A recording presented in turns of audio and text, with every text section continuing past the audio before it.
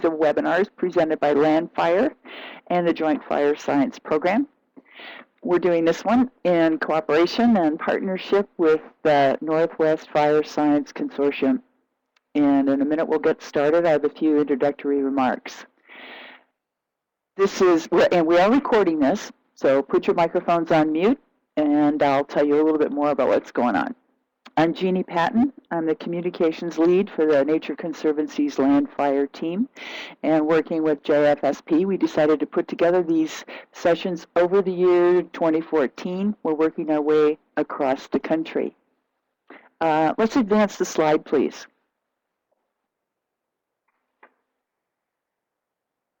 There we go. Here's a little background material. We've already done the Northern and Southern Fire Science Network series, numbers 1 and 2. There's one more coming. And we've just set up the Tallgrass Prairie, Oak Savannah, and Lake States Networks series coming up this fall.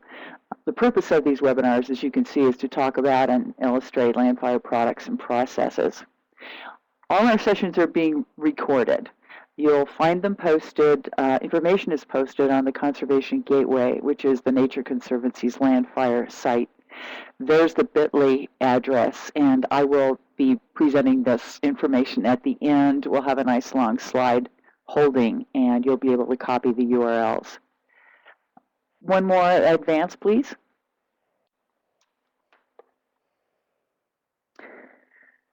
Today we're working on the third webinar. The first webinar was Randy Swati, who did the introduction to LANDFIRE 101. The second was a webinar that looked at the LANDFIRE application in the Clearwater Basin that Ryan Hugo put on.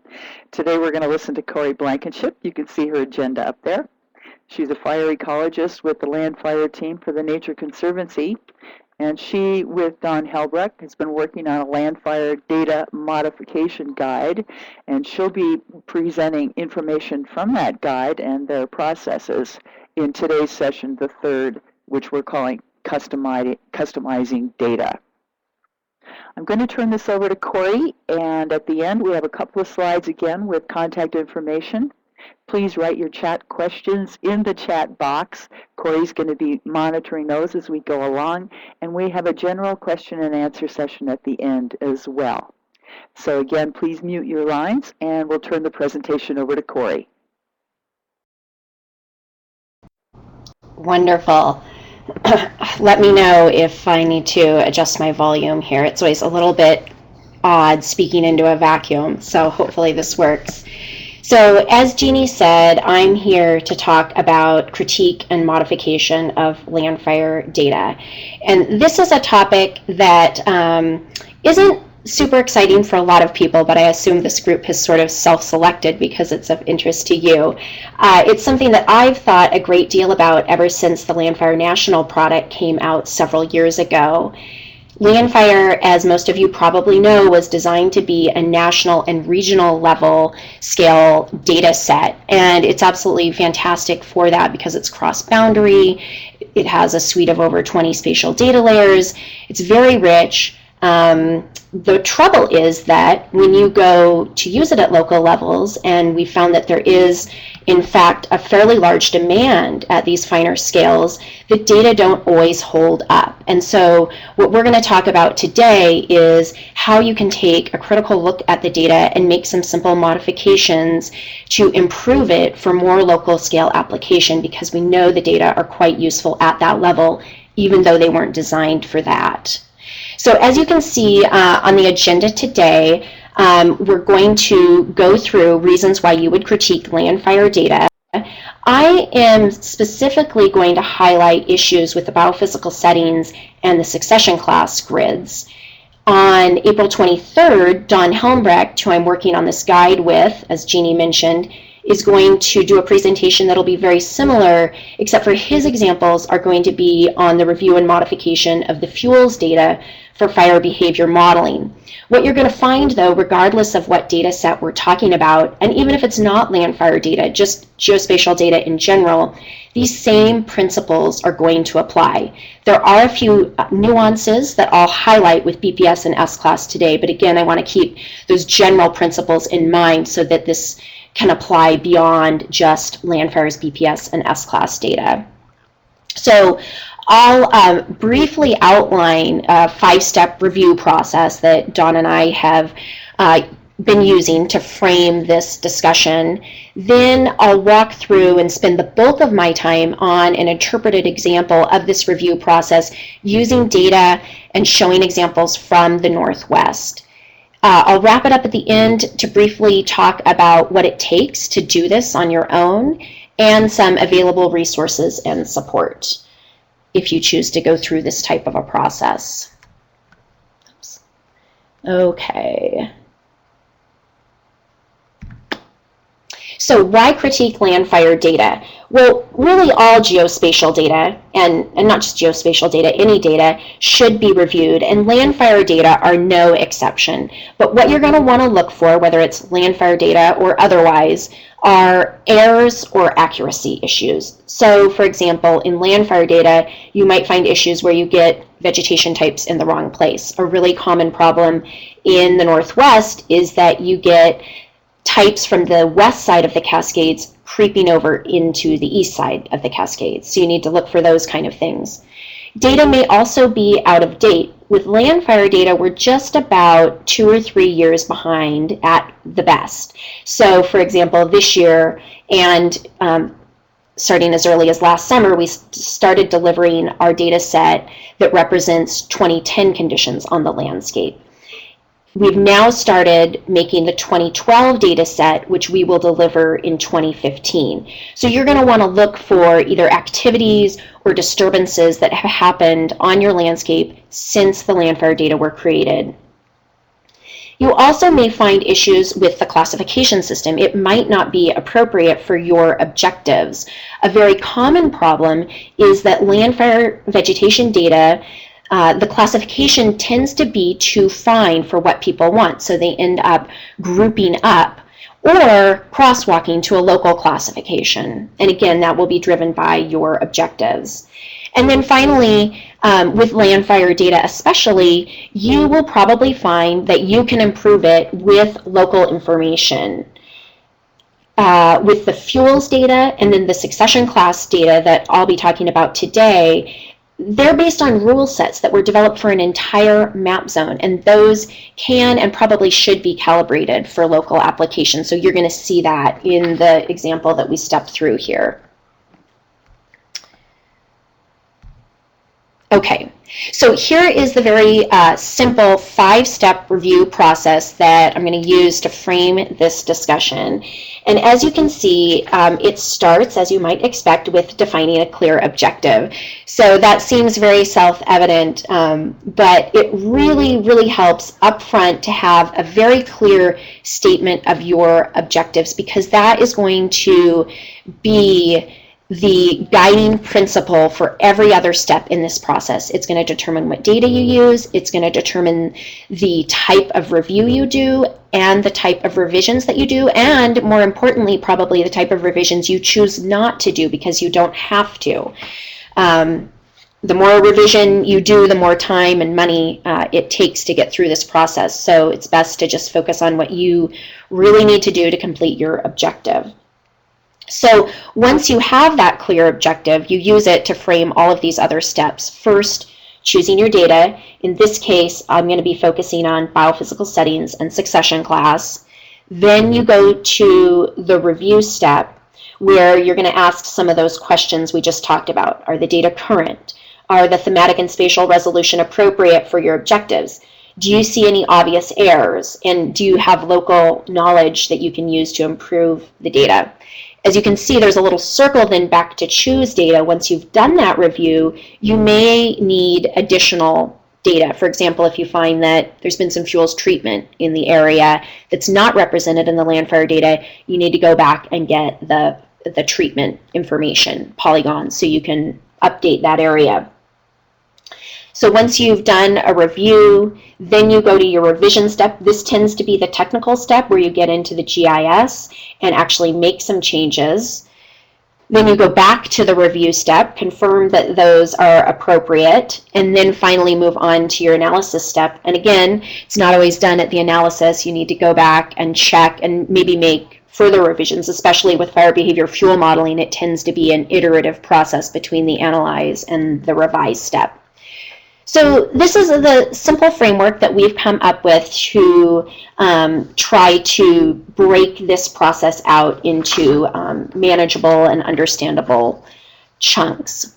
So what I want to do now then is, using real data, step through this process to illustrate how it will work.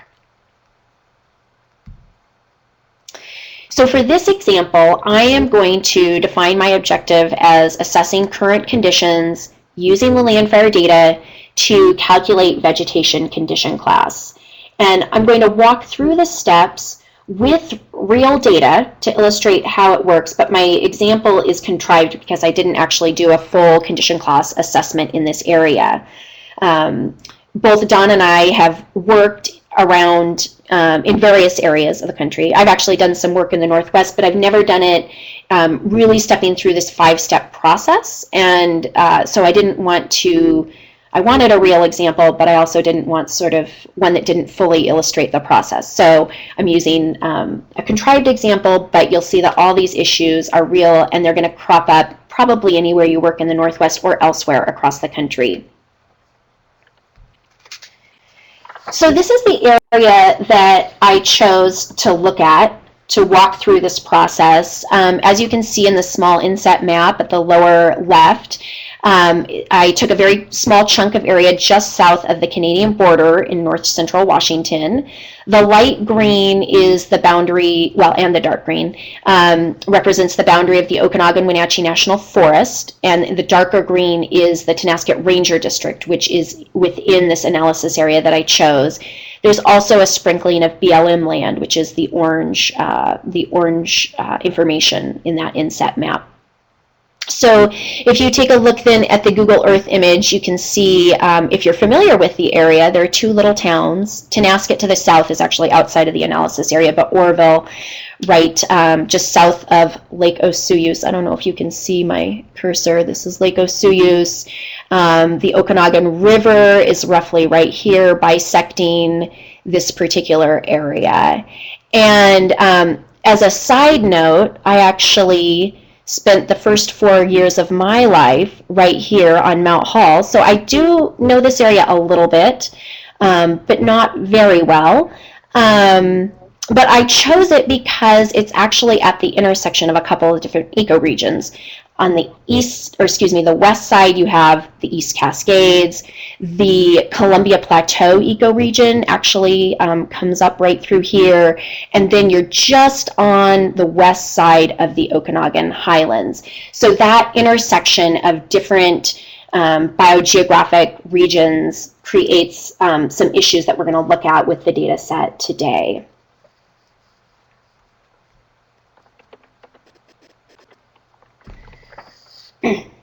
All right, so step 1 in the process is to choose your data.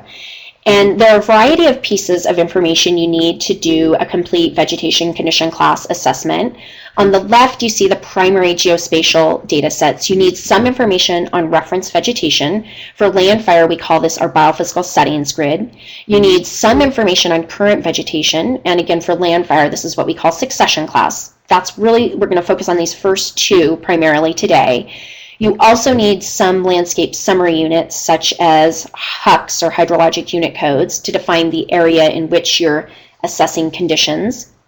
And then on the right, you see the non-spatial information you need, which includes a set of reference conditions and the vegetation dynamics models that are used to create those conditions. A real quick review for those of you who may not be familiar with LANDFIRE's BPS and S-class information. The biophysical settings vegetation grid it's a vegetation concept that reflects the biophysical environment. It includes things like soils and elevation and an approximation of the historical disturbance regime. The succession class grid classifies the current structural stage of the vegetation. Now, I want to elaborate a little bit on this succession class grid because it's not a standalone grid. It's not something we can independently, remotely sense. it's actually based on a rule set of these things here. Within a biophysical setting, so that's the first grid, you have to look at the existing vegetation type, cover, and height. And those things are used to assign the succession class. So here's an example.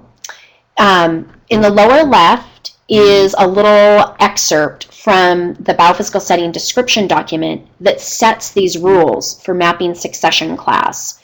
The type information you can see listed here. We don't often use indicator species because LANDFIRE doesn't map a cover type or indicator species. So it's a little complicated to use indicator species, but we definitely use life form. So in this case, we have a mid-development closed state. It is for trees. It, in terms of canopy cover, is defined as having 60 to 100% canopy cover, and in terms of height, it includes trees that are 5 to 10 meters tall. So any pixel meeting these criteria for type, cover, and height would go into the mid-development closed state. If it didn't meet those criteria, it would be placed in a different succession class. So what I want you to understand is that you can't assess or review the succession class layer by itself. You really need to have this type, cover, and height information that was used to build it. And you'll see that as we go through the review of the succession class data.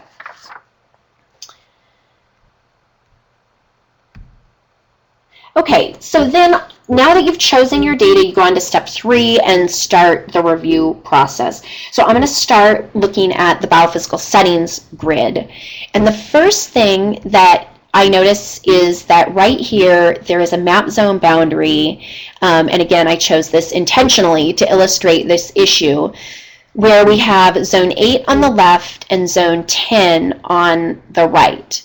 Now the map zone boundaries were created for mapping purposes. They sometimes have some ecological relevance, but not always. In this case they sort of do. This is sort of the beginning of the Okanagan Highlands, and this is more Columbia Plateau or East Cascades. So it is relevant, and I'm just going to skip ahead here and show you these boundaries, and then we'll come back. So these are the boundaries, the map zone boundaries in the Northwest, and this little yellow circle in the upper right is the area that we're specifically looking at. You can see it's the junction between 8 and 10, but it's also very close to zone 1. So when you're working in the Northwest, depending on where you're at, you may be crossing these map zone boundaries. Map zone boundaries, well, map zones used to be used for processing all LANDFIRE data, so anywhere you had a boundary, you might get a seam line in any of our data sets. That's not the case anymore, which is great. So in general, you don't have to worry about map zones in most LANDFIRE data sets, but it still does influence the biophysical settings grid because we modeled biophysical settings and estimated their reference conditions within a zone. So let me go back now to the biophysical settings map, and what we'll look at first is, here we go. I simplified this legend, by the way, so we wouldn't have too many colors, because what I really want to hone in on today is this dry mesic mixed conifer type. This is the dominant forest type in this particular area, and you can see it's covering a large part of the zone 8 portion of this analysis area, but it is not present in zone 10. So what we see in zone 10 are 2 other mixed conifer types. One is a larch at the upper elevations, and then there's also a ponderosa pine Doug fir type at the lower elevations. So you can see that these 3 types share the same root name. They're all dry mesic mixed conifer types. But in zone 10, you have these modifiers, and I went in and looked at the descriptions, and it turns out that even though it's the same biophysical setting, in zone 10, the experts felt like it would be best to split it out into 3 distinct types based on dominance. So you see the 2 that are here, plus there was a grand fir dominated type that didn't show up in this particular analysis area. So right off the bat, what I know I'm going to want to look at is how different are these mixed conifer types, because I don't want to have two mixed conifer types that aren't really different within my analysis area. If they are truly different, that's fine, but I don't want to treat them differently just because there happens to be a map zone boundary that intersects my analysis area. Okay, so I'll skip ahead. Then we looked at the map zones, and one more slide. So to determine how similar these are, I'm going to have to take a look at the description documents, and I've cut out some snippets of those for you to see here. I did look at the Grand Fir and the larch dominated type, or not, yeah, the Grand Fir and the larch. Those had a much longer fire return interval, and they really weren't very similar to this Zone 8 type that you see on the left, so I ruled those out. The Zone 8 mixed conifer and the Zone 10 mixed conifer ponderosa pine Doug fir dominated were actually fairly similar, so I took a closer look at these. And what you see is that they share many of the same dominant species. They also have a very similar all-fire return interval and surface fire return interval, but there are some differences in the mixed and the replacement severity fire. The Zone 10 mixed conifer has a much longer replacement fire interval than Zone 8 does. So it's a bit of a judgment call on how to deal with these. Ideally, you'd consult with local experts and determine if within this particular analysis area, are these really two distinct ecological types, or are they similar enough that they can be combined? For our example today, I'm going to go ahead and combine them. Again, you'd want to talk with local experts, but what I want to illustrate is that in some cases, you're going to want to group things, either because there is a map zone boundary that maybe isn't relevant, or there's just a general issue of grouping. Very often we find that folks find LANDFIRE's classification too fine, and they want to lump types together. And so you can think of this as, just a lumping process that you could do with any of LANDFIRE's grids. You might lump existing vegetation types together and make the classification more coarse if that suits your objectives.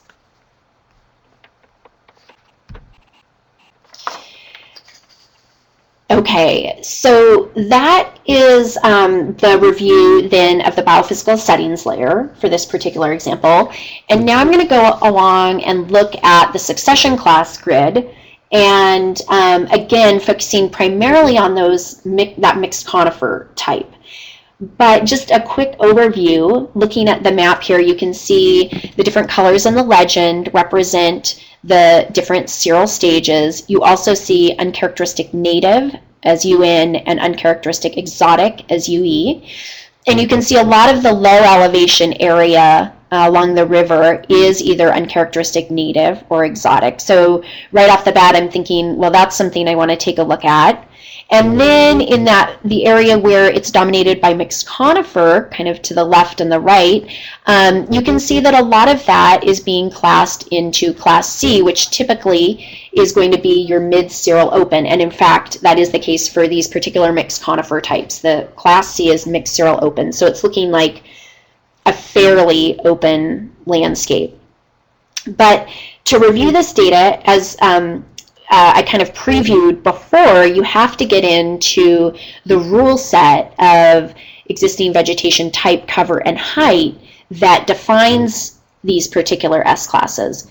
So this is the Zone 8 mixed conifer rules set into a diagram. You can see the name of each seral stage, the life form that it's defined for, the cover criteria, and then the height criteria here on the right. So in this particular case, you can see that all the classes are tree classes, and that the difference between open and closed is this break of 40% canopy cover. So if you're less than 40% canopy cover, you're considered an open seral stage. If you're greater than 40% cover, you're considered closed. Now, right off the bat, a couple of things jump out at me. There are only tree life forms defined for this class, or for this biophysical setting. So right now I'm wondering, well, what happens if herbs and shrubs are mapped? Where are they going to go? Another problem I'm seeing is that there's a gap for small trees that are 0 to 5 meters tall, that are greater than 20% cover. There's no place in this model that defines where those go. So it's a gap in the rule set. And then the other thing that I want to take a look at is what went into uncharacteristic. That's something that I always look at, in particular in this landscape, since we saw so much uncharacteristic in the S-class map. I want to take a look at that.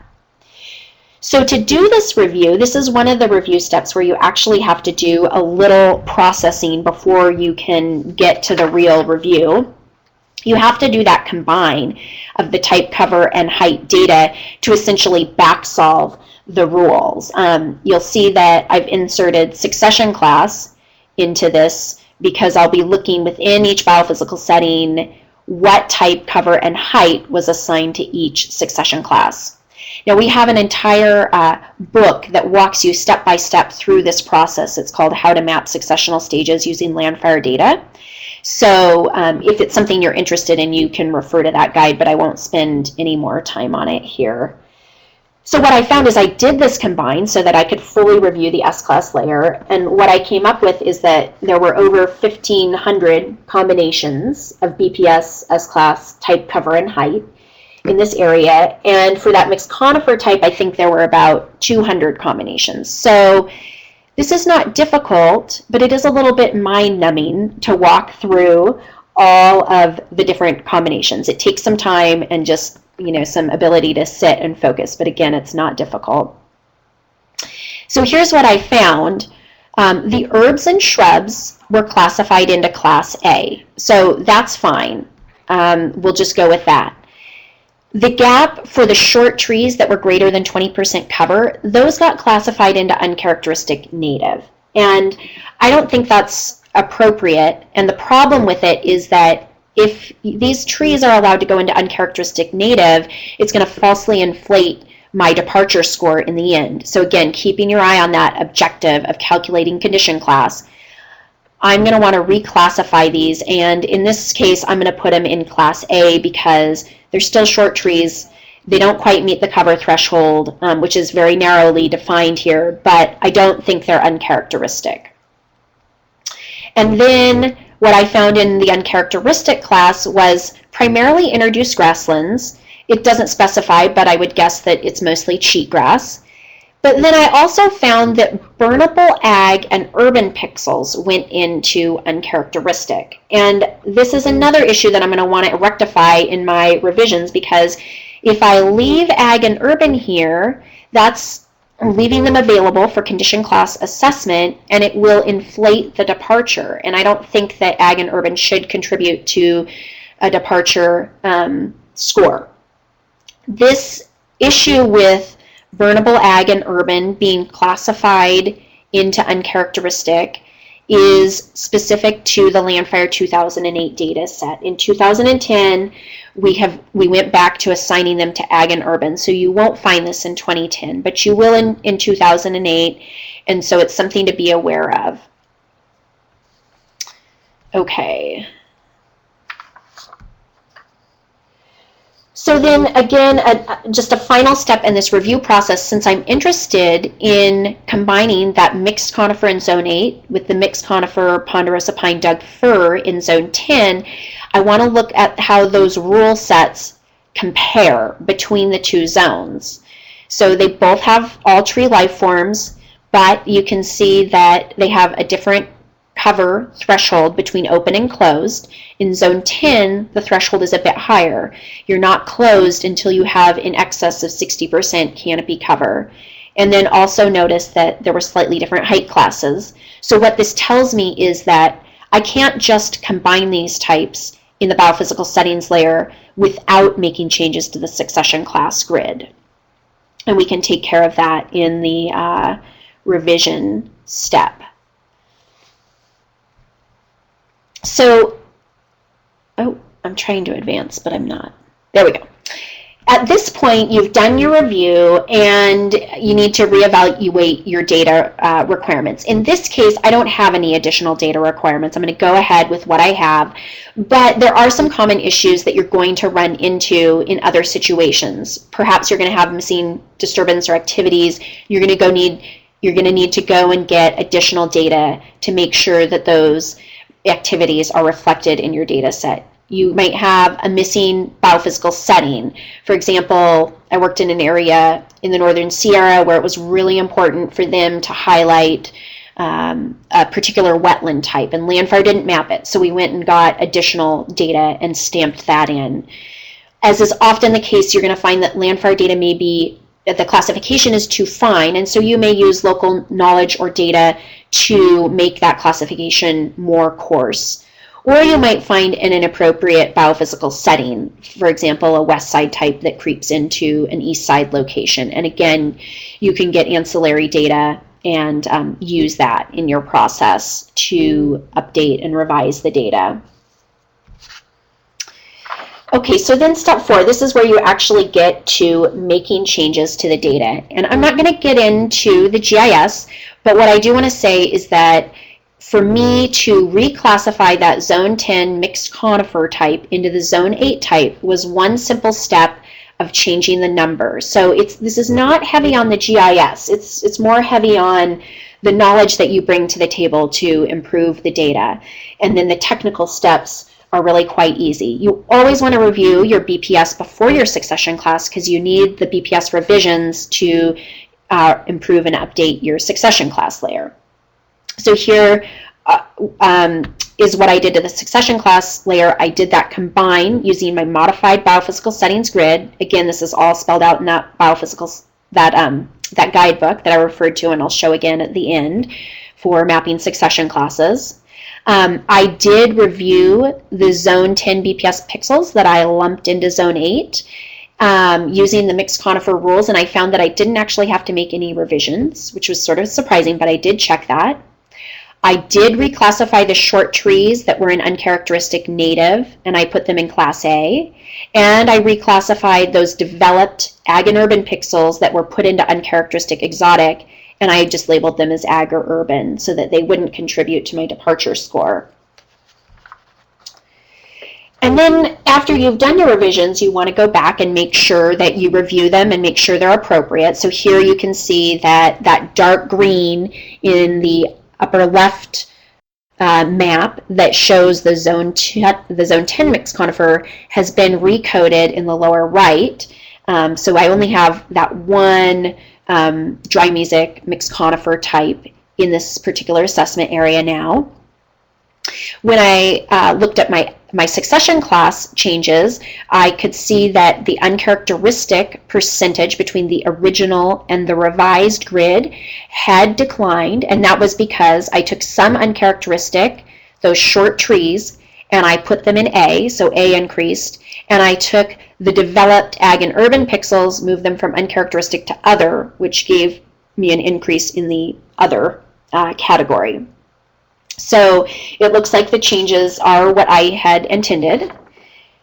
And then finally you get on to your analysis step. In a full condition class assessment, you would probably use the map tool. In this case, I was really just focusing in on the mixed conifer, so I'm going to show you just results for mixed conifer. You can see here that I have that succession class schematic to show you what these seral stages look like, and then in green you have the reference percent, and in blue you have the current percent. So you can see that under the reference condition, as you would expect in most of these western dry forests, it's really dominated by the mid and the late open stage. And what we're seeing today is that the BPS has pretty much lost its late open and is dominated by mid open. And I calculated the departure score for this at 45%, which is a condition class 2. And this result sort of surprised me. I've worked in a number of areas in the Northwest, and I've never seen so much in the open stages. You almost always see a shift to the mid-seral closed in your dry forests, and you're lacking those open states. So even though you're lacking the late open, it is pretty open. It's just all in the mid-cereal stage. So my assessment area wasn't necessarily ecologically meaningful. I just grabbed a rectangle in this particular area. But there are some questions here that you would want to take a look at if you were really doing this example. If this particular result you feel is valid, then if you wanted to restore this area, you would probably just need to maintain this mid-open condition so that over time it could grow into the late cereal stage. But again, it does kind of strike me, without knowing this area very well, why there's so much mid-open, particularly because this mixed conifer type, that open class was defined as 0 to 40%. So that's pretty open. And so then I'm thinking, well, is there some issue with the height or the cover mapping that's being overlooked? Landfire height breaks are pretty coarse.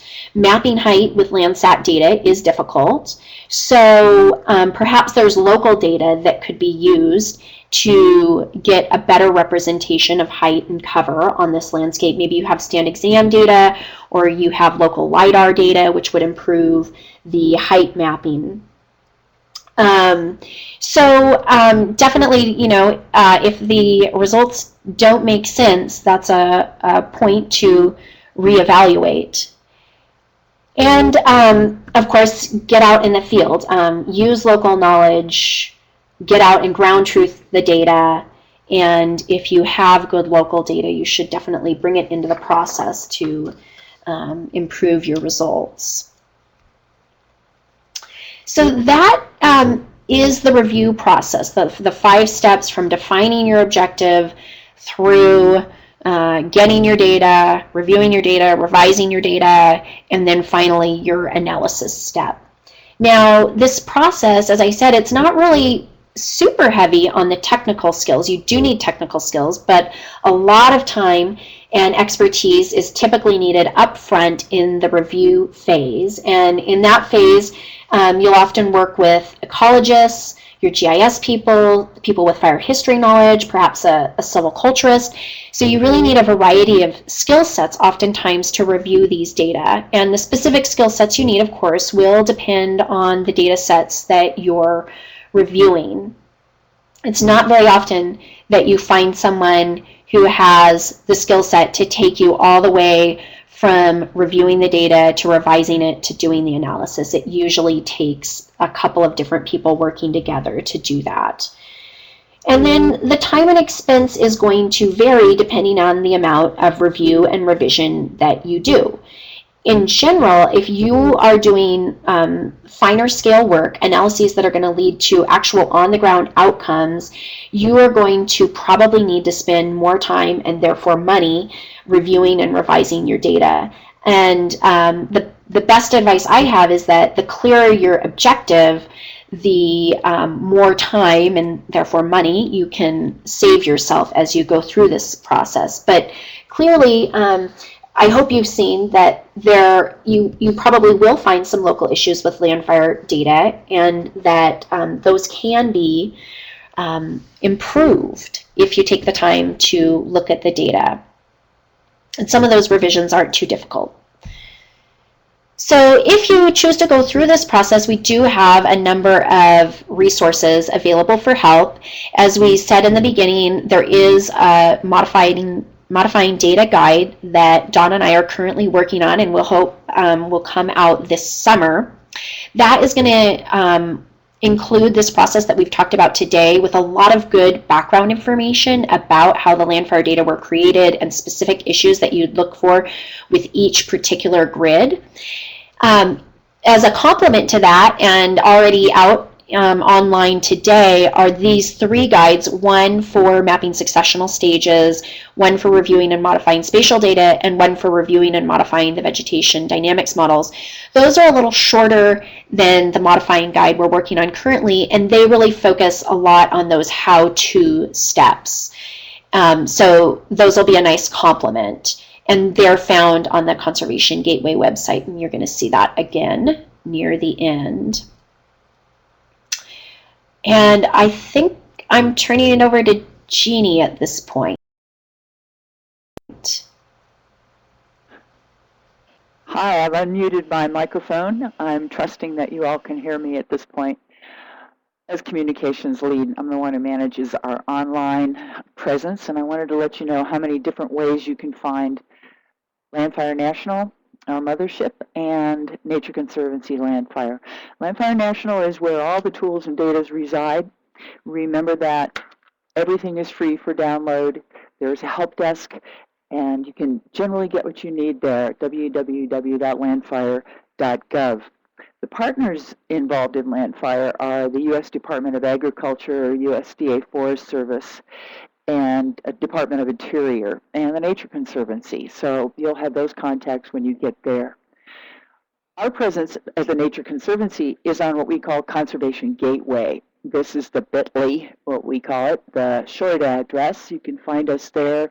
It's a wide and informative website. You'll find all kinds of information there, including our tutorials, lots of background material, models, data, our bibliography, our library, so forth. So please visit us there.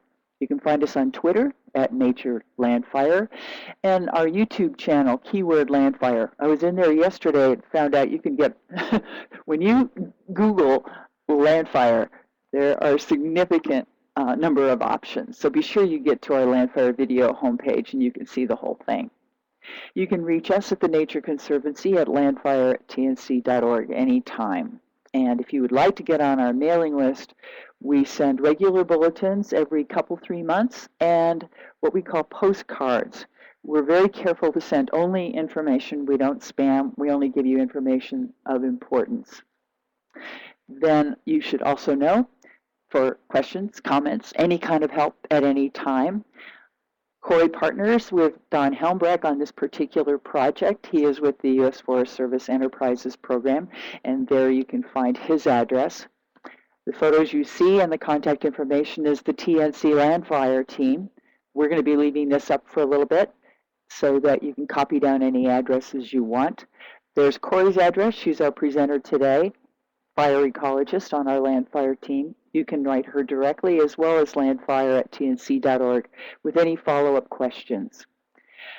Now we'd like to open up our chat line for any questions that you may have, and we save our time till noon, our time in Colorado, 2 o'clock at Eastern. So we'll take questions until we run out of time. Happy to help you along the way. Kori, I see the first one is up. What tool is used to modify that in GIS? All right. So really there are a variety of tools, and as with just about any GIS analysis, there might be 3 or 4 different ways to go about a modification. In particular, the things that I use the most are reclassify, and that's when I group different types together, and that combine. And I use the combine all the time when I'm looking at the succession class data. So those are 2 tools that I use frequently. Any sort of intermediate GIS user will typically be familiar with those tools. And then there are a number of other tools that may be helpful, and those are outlined in those guides. There is a lot of joining of tables anytime you're working with grid data, so that's also something that I do frequently. But a variety of tools, there's usually more than one way to do it.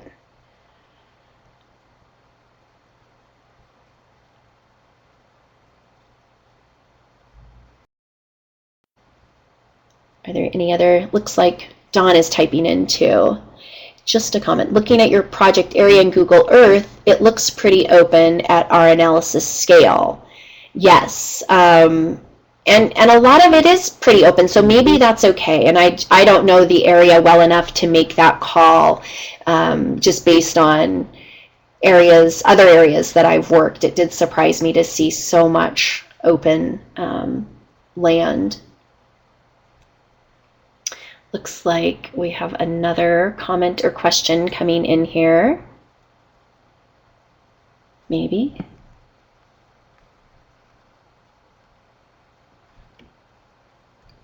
Somebody's typing. We can see it happening.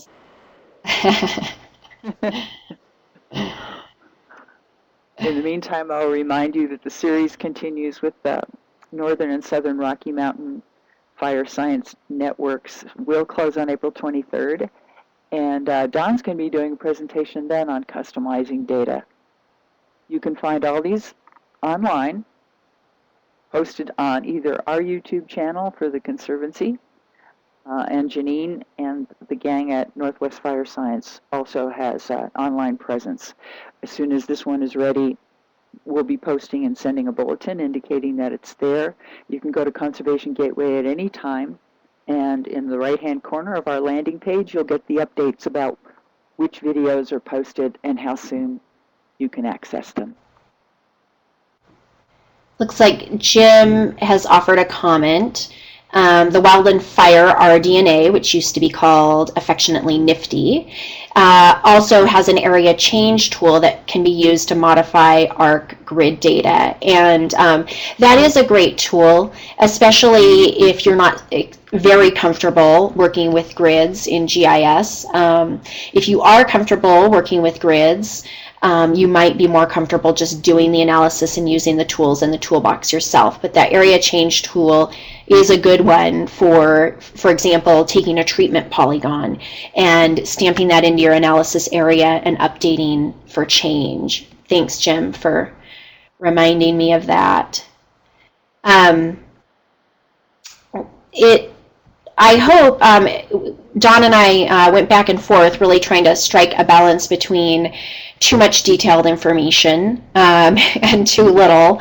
So since Don is doing this again in April and possibly again after that, we definitely appreciate any feedback you have about striking the right balance between letting people know conceptually how to go about modifying the data, but not providing too much detailed GIS information, which is a little bit tedious to present in a webinar setting.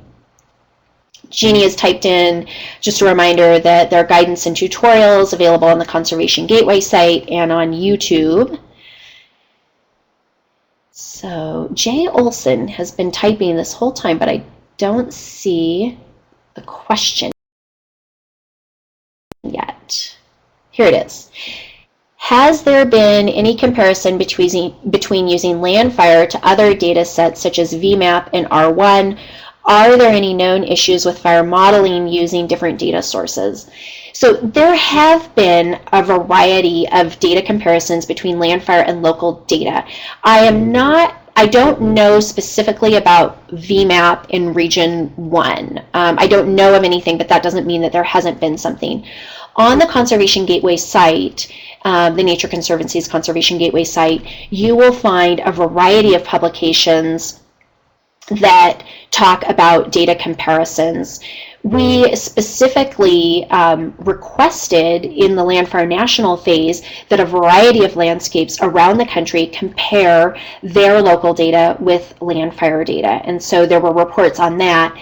And then since then, other people outside of the LANDFIRE project have compared the data sets, LANDFIRE to local, specifically looking at how well the fuels data did. So you can find some articles on that.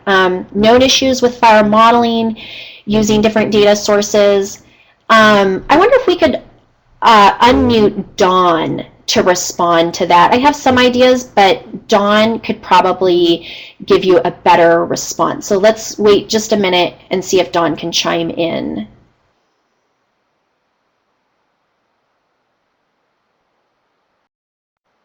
Is that possible? Dom, I enabled your microphone. Not sure if it'll work or not, but give it a try. If you have a headset, it'll work. Okay, looks like Dawn's typing. Oh, sorry, I don't. Yeah, I think it's just a matter of reviewing each individual data set. Dawn is going to talk about some specific examples with the LANDFIRE data, and one of the things that you'll find there is that our fire behavior fuel model grids are created using rule sets nearly identical to the way they're created for succession class, which we went over today. And so there are these rule sets. They were created at a fairly broad scale for each map zone. And so that's where, if you're working at a finer scale, you may want to critique and modify those to be more appropriate at a local scale. But that's because those rule sets are available, and there's actually a tool, used to be called Tofu Delta, but Total Fuel Change Tool. It's called the Total Fuel Change Tool, and you can use that to look at those rule sets and change them. But it's just a matter of reviewing each individual data set, whether it's LANDFIRE or something else. Jeannie reminds us that Dawn's presentation is April 23rd. See the gateway for registration. Jim has said you will also find some comparisons of the results for fire behavior model outputs in the LANDFIRE geo area reports. Yes, that's a great reminder. So on landfire.gov, you will find reports for the results of each LANDFIRE geo area, and they did some fire behavior modeling using real fire perimeters to try to mimic the fire behavior that actually happened. So there are some interesting case studies in there.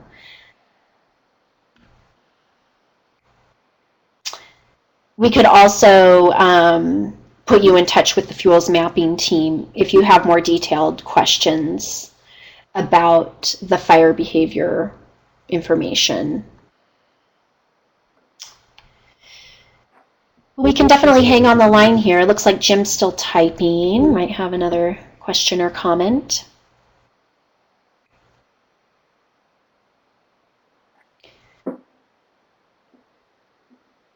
If anything occurs to you at a later point, you can certainly feel free to email me or anyone else on the LANDFIRE, Nature Conservancy's LANDFIRE team with questions. I think it's safe to say that Don will entertain questions too, but I'll let him speak for himself. Jim says he's not aware of comparisons between LANDFIRE and VMAP, but he can check that out, and you can see his contact information there. It looks like Don will entertain questions via his email too if you want. And looks like we might have another question coming here.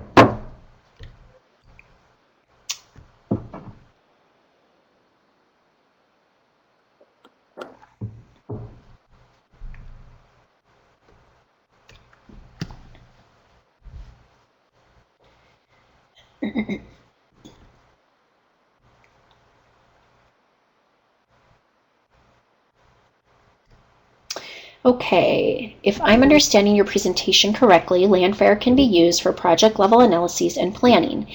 Well, I think you're the only one that can make that call, and I don't want to be cagey, but that's why we really emphasize this review process.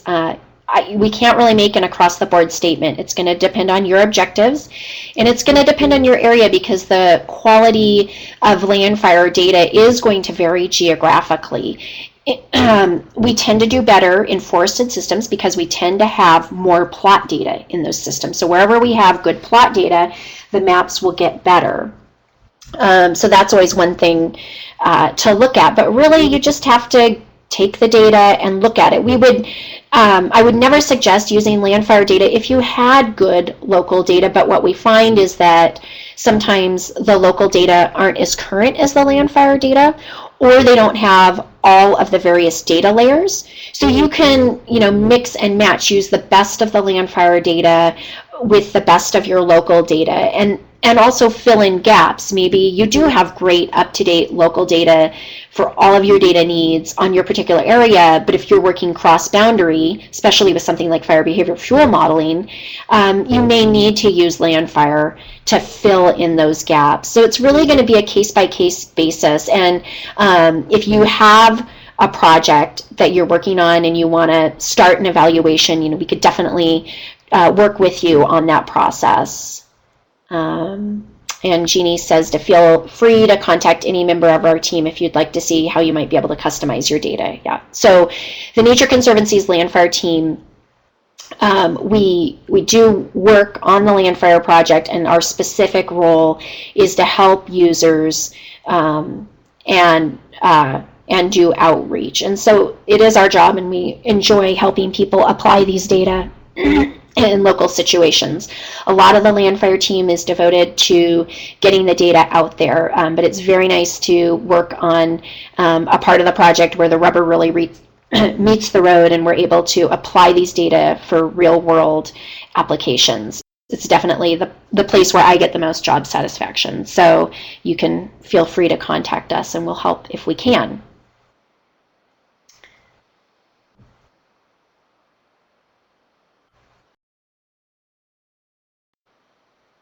Thank you, Kori. I think it might be time for us to wrap up. We're about 4 minutes to the hour. If anyone has questions, comments, or needs additional help, there's Kori's address. It's a good place to start. And we welcome your participation in Don's presentation on April 23rd. What we do with our webinars, each is customized in that we like to look at a geography in that particular consortium's area. However, what we present is good all across the country. So you're welcome to sit in. You'll get the same information. You'll just see that it's happening in the Teton area when Don does his presentation.